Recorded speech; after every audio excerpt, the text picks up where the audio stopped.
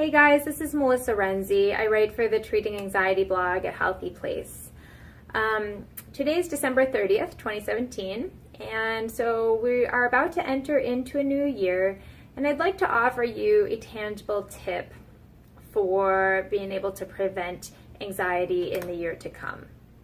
So, of course, this is a time of year when we're reflecting on the year that has passed, as well as looking at the year to come and what it is that we want to let go of, what it is that we want to grow, and we start to set intentions or goals, resolutions for this next year.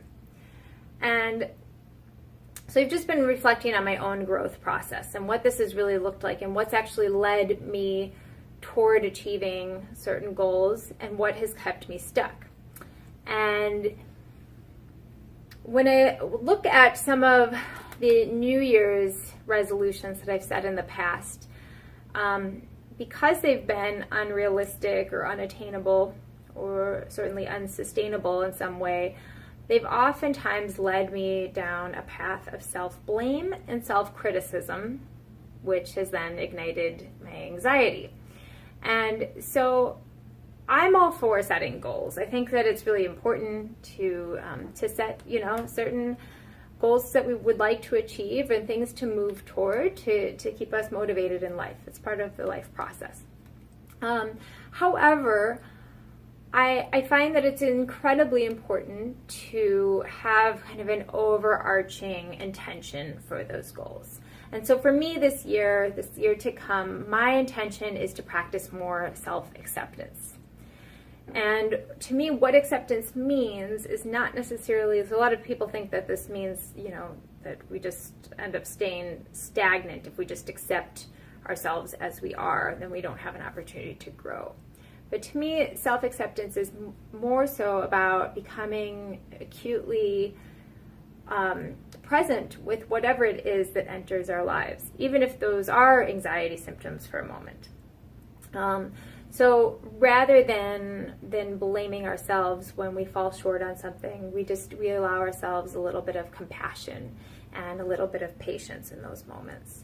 And one of the key ways that I see, is important to practicing self-acceptance is to let go of the word should.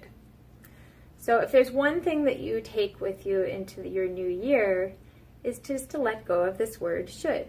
Because when you think of should, you can recognize where it starts to show up in your life, right? So I should be a better person. I should control my eating habits. I should do more yoga. I should be a better partner, or whatever it might be, or the things that we're not doing. And same thing goes for the expectations that we have of other people in our lives. And whether it's something that's political or something your partner is not doing, we oftentimes engage in making these demands of what people must do in order for us to accept them. And the same thing goes for the world at large.